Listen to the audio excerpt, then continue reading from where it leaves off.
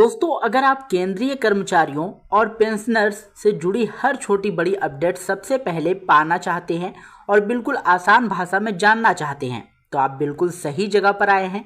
स्वागत है आपका जॉनप्रिया जी के चैनल में। आज की वीडियो में हम बात करेंगे 3 बड़ी अपडेट्स की।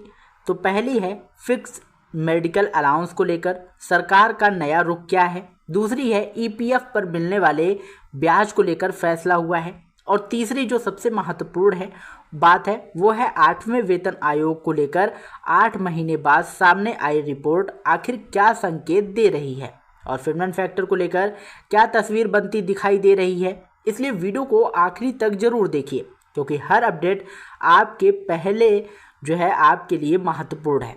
सबसे पहले बात करते हैं फिक्स्ड मेडिकल अलाउंस यानी कि FMA कि लंबे समय से कर्मचारी संगठन इसकी राशि 1,000 रुपये से बढ़ाकर 3,000 रुपये करने की मांग कर रहे हैं।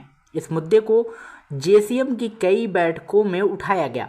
मार्च 2026 की बैठक में भी यह मांग रखी गई और मई 2026 की बैठक में भी इसे दोबारा दोहराया गया। अब सरकार की तरफ से जो जवाब सामने आया है उससे यह साफ हो गया है कि इस विषय को सीधे 8वें वेतन आयोग के पास भेज दिया गया है।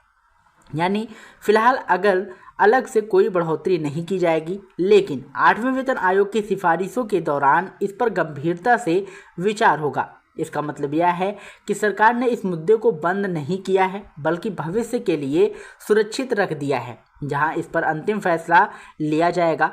अब बात करते हैं EPF खाता धारकों के लिए आई नई अपडेट की।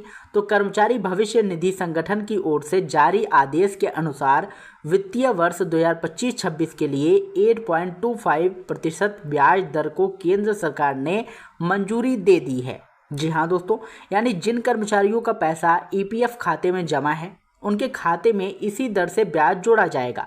यह आदेश 1 जुलाई 2026 को जारी किया गया है और अब सभी संबंधित कार्यालयों को इसे लागू करने के निर्देश भी भेज दिए गए हैं।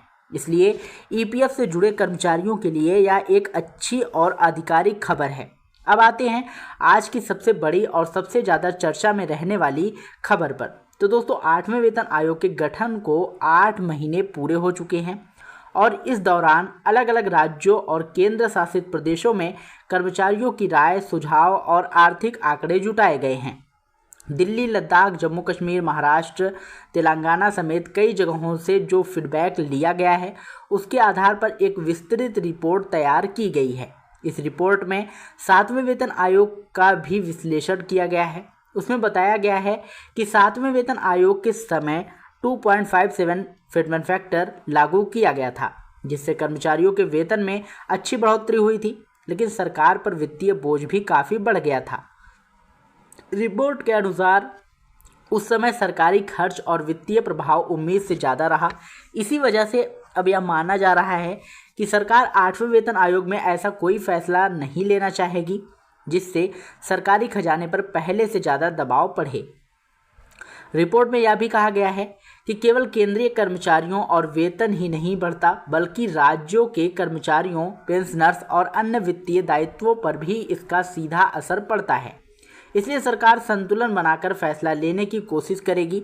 इसी आधार पर कई विशेषज्ञ यह अनुमान लगा रहे हैं कि फिटमेंट फैक्टर को बहुत ज़्यादा बढ़ाने की संभावना फिलहाल कम दिखाई देती है और 2.57 के आसपास या उससे थोड़ा बहुत बदलाव देखने को मिल सकता है। हालांकि अंतिम फैसला 8वें वेतन आयोग की सिफारिशों और सरकार की मंजूरी के बाद ही सामने आएगा। फिलहाल आयोग की कुछ अहम बैठकें अभी बाकी हैं और आने वाले समय में जैसे जैसे नई जानकारी सामने आएगी तस्वीर और स्पष्ट होती जाएगी। इसलिए किसी भी दावे को अंतिम मानने से पहले आधिकारिक घोषणा का इंतजार करना जरूरी है। अगर आपको यह जानकारी उपयोगी लगी हो तो वीडियो को लाइक करिएगा और अपने साथियों के साथ शेयर करिएगा।